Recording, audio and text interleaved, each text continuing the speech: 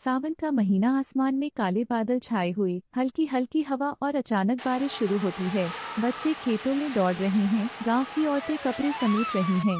सब भागते भागते बरगद के बड़े पेड़ के नीचे आकर रुकते हैं। अरे जल्दी कर, वरना सब कपड़े भीग जाएंगे। अरे रहने दे, भीग भी गए तो क्या इस देखा भाई, ये पहली बरसात है, भगवान करे इस बार अच्छी फसल हो। हाँ, पिछली बार तो सूखा ही पड़ गया था।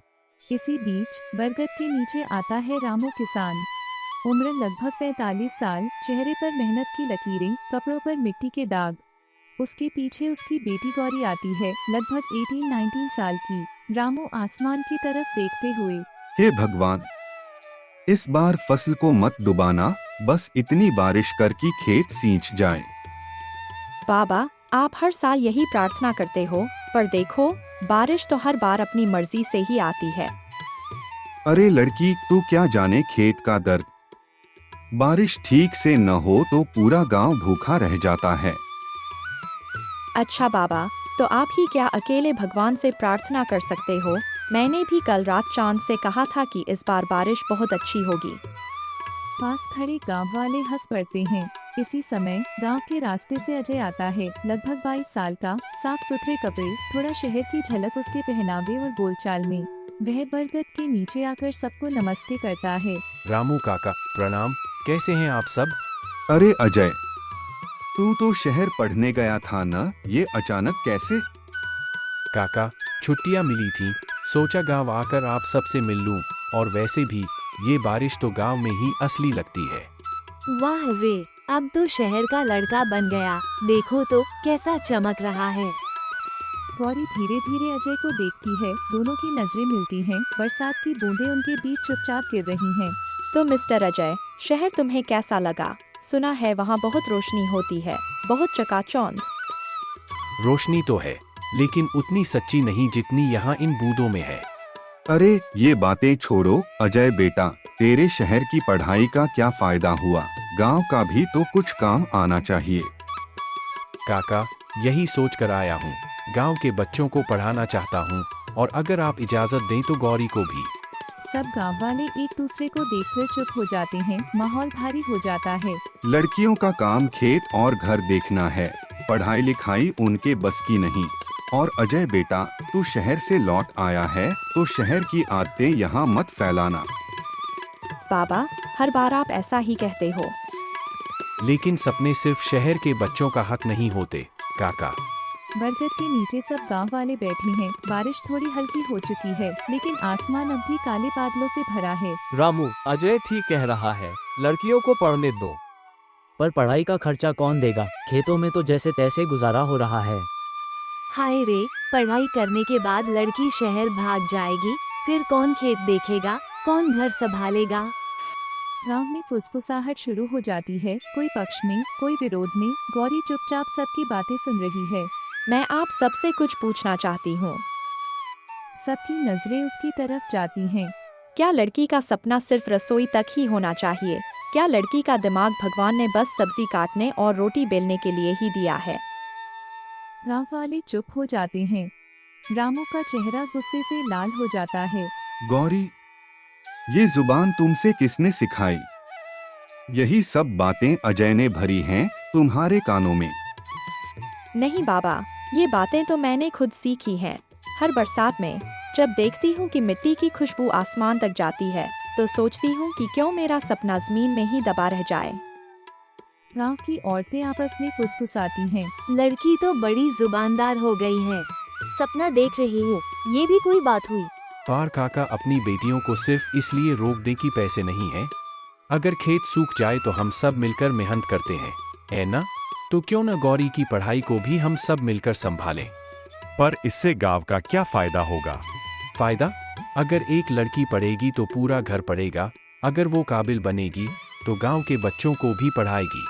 गौरी की आंखों में चमक आ जाती है, वह धीरे से मुस्कुराती है। धन्यवाद, मेरी बात तुमसे बेहतर किसी ने नहीं समझी। रामू गुस्से से उठकर बरगद के तने से टिक जाता है, उसके चेहरे पर असमंजस है। लड़की का जिद्दीपन, और ये अजय भी न जाने क्यों आग लगा रहा है। ये लड़का गांव का माहौल बिगाड़ देगा, मुझे कुछ करना होगा। सुन लो सब लोग, मेरी बेटी कहीं नहीं पढ़ेगी, लड़की का काम घर देखना है, यही ठीक है, बाकी बातें सब हवा हैं। पर रामू, अजय की बात भी तो गलत नहीं थी। बस और कोई बात नहीं होगी इस मुद्दे पर। गौरी तू घर चल। काका, जिद करके आप अपने ही खेत को बंजर बना देंगे। बेटी भी तो आपके घर की फसल है, उसे सींचिए, रोकिए मत। ज्यादा बड़े बड़े बोल मत बोल। शहर से पढ़ लिख कर आया है तो सोचता है हमें सबक सिखाएगा। अरे अरे, ये बरगद का पेड़ है या अदालत? सब इतने गुस्से में क्यों है? कबीर, तुम्हें हर बात मजाक लगती है। हाँ तो अगर हंस न पाए तो बरसात का क्या फायदा? सब हल्का सा मुस्कुराते हैं। माहौल थोड़ी देर के लिए हल्का हो जाता है। बारिश थोड़ी और तेज हो जाती है। अजय और गौरी एक तरफ खड़े हो जाते हैं। गौरी, तुम डरो मत, सपनों को किसी की जिद से दबाया नहीं जा सकता।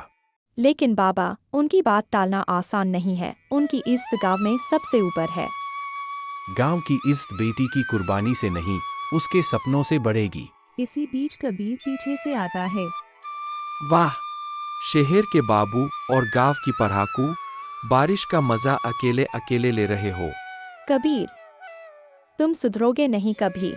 ये वही कबीर है, वही शरारती, वही बचपन वाला।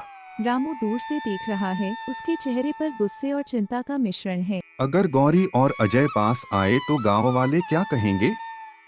ये रिश्ता मैं कभी नहीं होने दूंगा। रामू, सोच ले, वक्त बदल रहा है। जिद से घर नहीं चलते। बरसात भी अगर ज्यादा जिद कर ले तो बाढ़ लाती है, और अगर कम करे तो सूखा। मैंने फैसला कर लिया है, गौरी अब और पढ़ाई की बात नहीं करेगी। गौरी के चेहरे पर आंसू लुढ़क जाते हैं। हर बार बरसात नई उम्मीद लाती है, पर मेरे लिए क्यों सिर्फ आंसू? अजय उसकी आवाज सुन लेता है और दृढ़ होकर कहता है, गौरी, इस बार की बरसात अलग होगी, मैं वादा करता हूँ। काका, आप अपनी जिद में अपनी बेटी का भविष्य क्यों कुर्बान कर रहे हैं?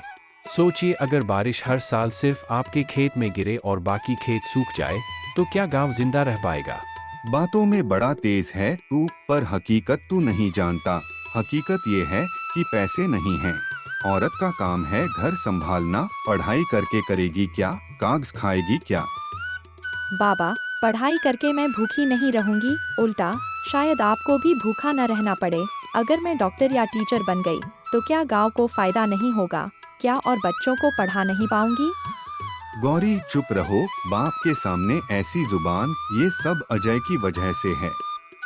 काका, अगर बेटी सच बोल रही है तो आपको सुनना चाहिए। सपने देखना गुनाह नहीं है। अरे रामू काका, मान भी जाओ, अगर गौरी पढ़ लिख जाएगी तो गांव की पहली मास्टरनी बनेगी, फिर हमें भी क्लास में बैठकर डांट पड़ेगी। मैं तो सोच ही रहा हूँ, डंडा लेकर पीछे पड़ेगी। कबीर, तू तो हमेशा ही हंसी मजाक करता रहता है। तुम सबको क्या पता मैं क्यों रोकता हूँ? पैसे कहाँ से लाऊं? सपनों के लिए भी पेट चाहिए। काका, पैसे की चिंता मत कीजिए, मैं और गांव के बाकी लोग मिलकर गौरी की पढ़ाई का इंतजाम करेंगे। कोई अकेला बोझ नहीं उठाएगा। गांव सबका है, सपने भी सबके। गांव वाले हाँ हाँ कहकर सहमति जताते हैं। रामू हैरान होकर सबकी ओर देखता है। इतने साल मैंने अपनी बेटी के लिए मेहनत की, खेतों में खटता रहा ताकि उसे भूखा न रहना पड़े। पर ये तो सच है कि मैंने कभी उसके सपनों की भूख नहीं देखी। मैं सोचता रहा जिंदगी सिर्फ पेट भरने का नाम है, लेकिन शायद जिंदगी सपने देखने का भी नाम है। बाबा, मैं वादा करती हूँ आपके सपनों और अपने सपनों दोनों को पूरा करूँगी। गांव वाले हाँ हाँ कहकर तालियां बजाते हैं।